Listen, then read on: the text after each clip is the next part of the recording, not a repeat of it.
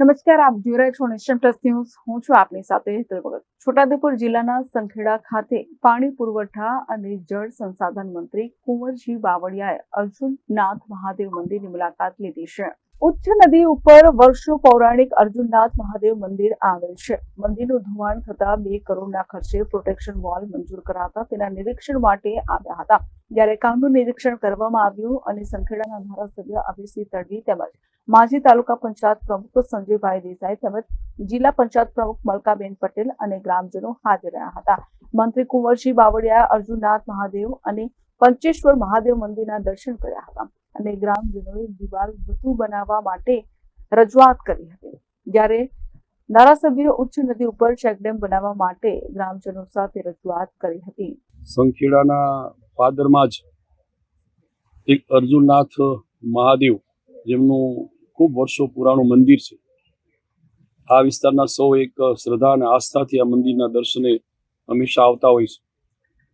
એ નદીના કાંઠા ઉપર આવેલું હોવાથી ચોમાસામાં આ ઉચ્છલ નદીનું વધારે પાણી આવવાને કારણે આ મંદિર ધોવાતું જ હતું અને એ મંદિર નદીમાં ધ્વંસ થાય તેવી સ્થિતિમાં હતું.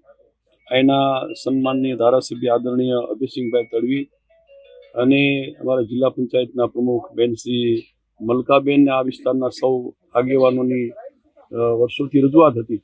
એમને સરસ મજાની પૂર સંરક્ષણ દિવાલ બનાવી દેવામાં આવે તો આ મંદિરને અમે બચાવી શકીએ.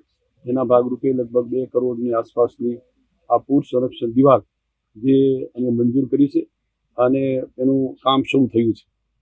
અહીંયા મુલાકાત વખતે આ વિસ્તારના સન્માનની ધારાસભ્ય અભિસિંહભાઈ અને સંગઠનના સૌ હોદ્દેદારો અને જેમને આ મંદિર પ્રત્યેની આસ્થા છે એવા સૌએ જે બાકીનું બાજુનું મંદિર છે પંચેશ્વર મહાદેવ મંદિર, ત્યાં પણ એક આવી પૂર સંરક્ષણ દિવાલ બને અને બાજુમાં જ એક સ્મશાનની ભૂમિ પણ આવેલી છે, ત્યાં પણ એક પૂર સંરક્ષણ દિવાલ બને કે જેથી એને બચાવી શકાય. એના ભાગરૂપે આ બંને દિવાલો બનાવવા માટેનું એટલે પંચેશ્વર મહાદેવ મંદિરનું એ દિવાલ બનાવવા માટેની એટલે પૂર સંરક્ષણ દિવાલ બનાવવા માટેની અને સાથે એની સામે એટલે કે આ ઉચ્છલ નદી પર જ એક મોટો ચેકડેમ એટલે વીર પ્રકારનો ચેકડેમ બને કે જેથી અહીં પાણીનો સંગ્રહ થઈ શકે અને આ સંખેડા અને આજુબાજુના ગામોને પાણીનો ખૂબ લાભ મળે. પાણી રિચાર્જ થાય, કૂવાના તળ ઊંચા આવે. એના ભાગરૂપે આ ચેકડેમ એ વીર પ્રકારનો થશે અને ખૂબ મોટો થશે. લગભગ 15 થી 20 કરોડની આસપાસનો આ ચેકડેમ બનવાનું અમારું આયોજન છે.